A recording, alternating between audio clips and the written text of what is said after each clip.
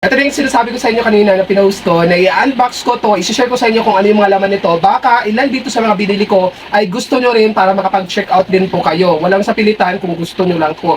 Gusto ko lang i-share sa inyo kung ano itong mga pinabili ko. Matagal na itong naka-stock dito sa kwarto ko, wala lang akong time mag-open. At hindi ito free sample, sarili ko talagang binito. Hindi muna ako nag-request ngayon ng free sample sa TikTok. Kasi pag na-approve lahat, ako yung nahihirapan gumawa ng content. Madali lang tumanggap ng free sample, masaya. Pero kapag gawaan mo ng mga content, napakahirap.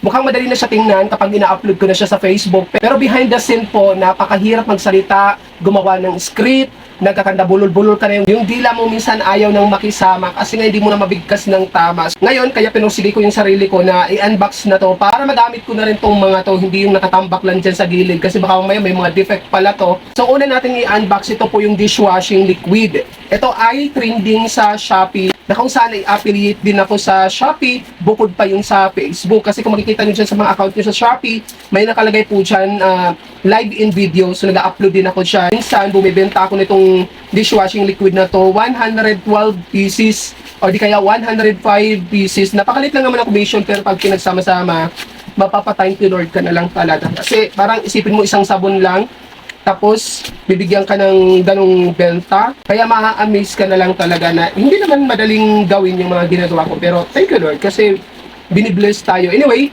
meron na tong kasamang sticker para dun sa mga mamis na mahilig maghugas, hindi mahilig dahil araw-araw naman talaga inaguhugas tayo ng plato. Ang nagustuhan ko lang dito sa DIY dishwashing liquid, 5 hours lang po na itatabi mo matapos mong haluin sa timba na may malinis na tubig. Tapos, pwede mo na siyang ilagay sa mga malilinis na bote. Ang ingredients nito, may aloe vera na to para hindi maging dry yung mga kamay natin habang naghuhugas ng mga plato. And also, may antibacterial ito para syempre malinisan yung mga plato natin. And at the same time, yung concern mo kapag mamantika yung hinuhugasan mo, nakakatanggal din po siya. And this one po, ang in-order nating scent, dahil ang madalas ng in-order ay yung lemon at saka calamansi. One time, nag-order na rin ako ng blueberry. So, ito naman po ay pomegranate na scent. Trinay ko kung ano naman yung amoy nito. And also, dalawang binili ko para hindi na ako paulit-ulit nag-order. Para at least makatipid din ako ng shipping fee. So, ito naman ay blueberry naman to. Ang price nitong bawat isa ay 219, 18 liters po yan. Next nating parcel ay para naman to sa mga may alagang aso at pusa dyan na mahilig suklayan yung mga aso nila. So, ito po yun. 57 lang, free shipping fee pa. Ayan o, kaso naman yung ilang aso lang naman namin is matitino naman. May iba na matatapang, hindi ko mahawakan kaya mukhang dugyutin sila kasi takot akong hawakan ng agagat. Like kayo ng pusa at aso nyo, tapos yung mga balahibo, syempre may iwan dito, igaganyan mo lang siya. Okay, para maglaglagan yung mga balahibos. Okay? So, ang bili lang natin dito is 57. Ito namang next na parcel natin is body bag. Meron akong 4 na bag. Tapos, nagdagdag ako ng isa para 5 na yung bag ko. Para meron akong saritan lang. Ito yung binili ko. Cute lang siya para dun sa mga nagmamotor or di kaya lumalabas ka, pumupunta ka ng mall, sa bayan, nang ayaw mo ng malaki yung daladala mong bag. Like cellphone lang and wallet yung laman. Ayan siya. Marami siyang ano. At saka ano to ha, kilalang ano siya sa online, sa Black App. Kilalang brand. At saka maganda yung quality niya. As you can see naman, oh, may paganyan-ganyan pa siya. Next natin itong flower naman, 173. Kung makikita nyo sa mga picture and video ko dito sa kwarto, meron akong artificial blossoms flower, which is yung pink na paborito ko. Kaya meron akong tato na blossom dito kasi paborito ko ang bulaklak ng Japan, yung blossom. Kaya pinatato ko talaga rin sa paa ko.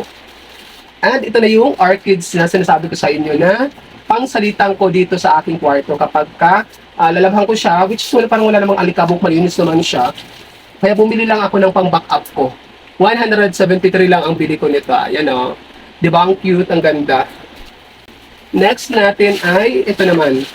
So ang kwento naman kung bakit ako bumili nitong fuel tank, lagayan ng gasolina ng grass cutter, gawa nga ng pinadalhan ako ng free sample ng REM. Tapos pagdating sa akin, nagli-leak yung lagayan ng fuel tank. Sabi ko, may problema po yung ano, baka pwede nyo palitan. Yung ito lang. Pero pinadala sa akin buong grass cutter. Kaya bumili na lang ako. Alam naman itapon ko yung buong grass cutter. Sayang naman, ang problema yung fuel tank lang naman. So ang bili ko nito is 298. Sa mga, may mga fuel tank na problema dyan yung grass cutter nyo, pwede nyo itong bilhin kung gusto nyo po.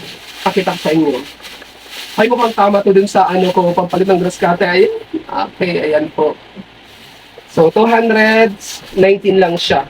Next natin ay 5 layers food storage. So, ito naman, kapag ka may mga tira kang pagkain, like ulam, so, ang ending kasi, tinatakpan lang natin siya ng palanggana, o di kaya, plato din yung itatakip mo. Minsan, minsan kasi hindi natin maiwasang may natitira talagang mga ulam sa mga mesa natin. Kailangan natin ng proper, talaga, na lagayan ng tirang mga pagkain para at least hindi siya linalangaw or hindi dinadapuan ng mga butike, mga ganyan. Ang bili ko nito ay 304. Oh my gosh. Ang ending, di ko pa magagamit pag may nabasag. Ay, sorry, matibay. Walang nag-crack. I-assemble ko na lang siya. Patong-patong yan siya. Ganyan. Tapos, ganyan. Okay? Ganyan lang siya. Food storage. Next natin ang itong condiments container. Ibig sabihin, lagayan ng mga asin, asukal, magic sarap. Ang bili ko naman ito is 412. Box natin para makita niyo. Kasi di ba yung kapag mahirap ka, katulad namin, ang nilalagyan namin yung mga pinaglagyan ng mga stick o or kung pwedeng paglagyan. Bali, ang binili ko is 4 na piraso lang. Ayan, garapon lang naman siya actually na plastic. Tapos may nakalagay na stickers. So ito ay lagay ng asin. Ito naman ay lagayan ng gatas. Lagayan ng asukal. Lagayan ng kape. Sa mga may gustong bumili ng lagayan ng mga condiments, mga asukal, kape, gatas, lagayan ng paminta, ng mga kung anik-anik po. Para maging uniform tingnan, pare-parehas sila, i-check out nyo na to. Next natin ay electric kettle naman to. Ito naman sa mga tamad, yung gustong mabilisan magpainit ng tubig, yung tipong kaping-kape ka na, isaksak mo lang siya, ilang minutes lang, kulo na yung tubig mo. So, ito yon para sa inyo to. Transparent itong binili ko. Bali, meron ako dyan yung stainless, yung common na style. Ang bili ko naman dito is 394. Papalitan ko lang yun kasi medyo may mga bato-bato ng dumidikit. Pero pwede pa naman. 2 liters na po ito. Kita ko lang sa inyo. Malaki na siya, oh. Oh, ang laki. 2 liters. Ito po yung pinakapatungan niya para kapag nagsasaksak tayo, nagpapakulo. Ayan, ganyan lang siya. Oh my God. Kailangan siya ng adapter.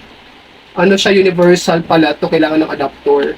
Itong last natin na parcel is storage rack naman to para sa mga condiments. Para hindi makalat yung lagayan ng kape, asukal, tuyo, mantika, lahat na ng gamit nyo sa kusina. Kung wala pa kayong lalagyan din, katulad namin, makalat lang, nasa table, hindi siya organized tingnan. So, much better na bumili tayo ng lagayan ng mga condiments. Para at least maganda sila tingnan, hindi sila makalat. Uy, parang malaki siya ha. Oh my gosh. Ayan. Wait. Oh. Okay, ulitin ko lang, 304 yung bili natin dito. Okay. Alright. Yan yung tools is, kasama na po yan. May screw na dyan, tapos screwdriver, nandito na rin po siya. So, i-assemble pa to. Hindi naman to mahirap i-assemble kahit di ka na gumamit dito ng, ng manual. But still, meron pa rin naman siya. Ayan. Kung gusto nyo lang, 304. Okay? Pakita ko na sa inyo lahat ng mga parcel. Naka-stock lang dito sa kwarto and finally na-unbox na natin. So I hope na meron kayong napili dyan. Kung meron man, i-check out nyo na lang dyan sa yellow basket or kung nandito kayo sa blue app or sa orange app, nakalagay po dyan dito mabibili or shop now. Maraming salamat. Have a great day everyone.